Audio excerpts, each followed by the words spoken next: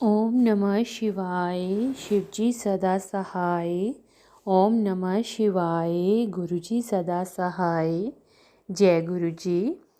गुरुजी के चरणों में शत शत कोटि कोटि प्रणाम। जय गुरुजी संगत जी।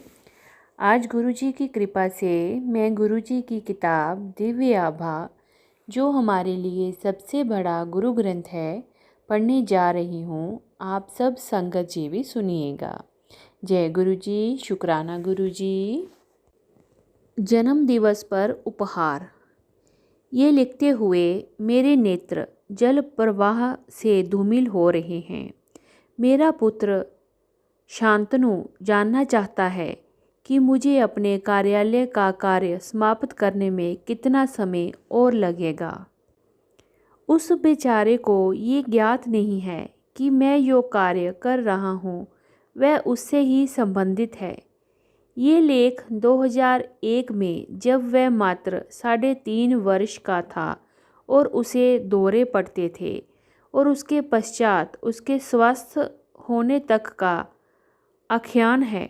चिकित्सकों ने सोचा कि उसके रोग का कारण अंधेरे से भय है, और उस पर उन्होंने कुछ और विचार करना समय का दुरुपयोग समझा।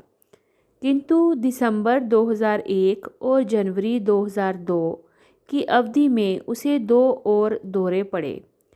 स्नायु विशेषज्ञों ने अनेक परीक्षण करवाए और निर्णय लिया कि उसे किसी प्रकार का मिर्गी रोग है। तुरंत उसकी चिकित्सा आरंभ हुई, किंतु औषधियाँ लेते हुए वह सदा खोया और भयभीत लगता था। फिर 7 जुलाई 2001 को गुरुजी के जन्म दिवस पर हमें उनके दर्शन का सौभाग्य प्राप्त हुआ। हमें उनके चित्र प्राप्त हुए, और अब जब भी लगता है कि उसे दौरा पड़ने वाला है, हम वह चित्र उसके पास रख देते थे। ऐसा करते ही विपदा टल जाती थी।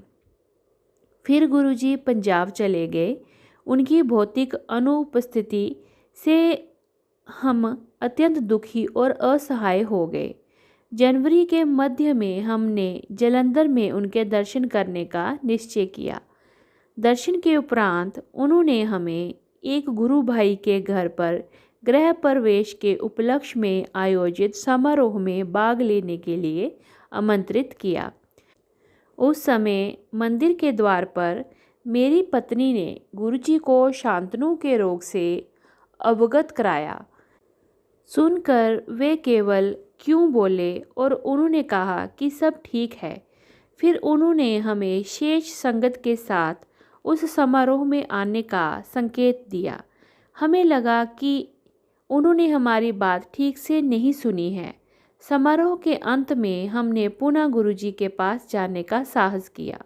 मेरी पत्नी ने उनसे कुछ ही शब्द कहे होंगे कि गुरुजी ने चेतावनी देते हुए बोले कि यदि इस समस्या के बारे में और कुछ भी कहा तो वे हमें वहाँ से भेज देंगे। हम भयभीत हो गए। संगत समाप्त होने पर गुरुजी ने घोषणा करी कि दिल्ली की संगत वहाँ रुककर अगले दिन भी उनके दर्शन कर सकती है। हमें प्रतीत हुआ कि उन्होंने हमें क्षमा कर दिया है। अगले दिन प्रातः दिल्ली लौटने पर हमने शांतनु की औषधियाँ बंद करने का निश्चय किया। मेरे भाई, जो उसके स्नायु विशेषज्ञ और मनोचिकित्सक और उनकी स्त्री रोग विशेषज्ञ पत्नी की राय के विरुद्ध, हमने सब कुछ गुरुजी के ऊपर छोड़ दिया था।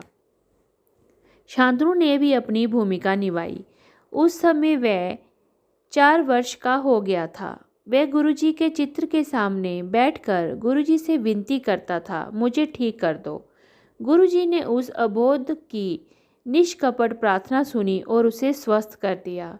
उनकी कृपा से शांतनु को फिर कभी मिर्गी के दौरे नहीं पड़े, और अपनी 8.5 की आयु में उसे जितना नटखट होना चाहिए वे है। मेरी आंखों से फिर अश्रुधारा प्रवाहित हो रही है।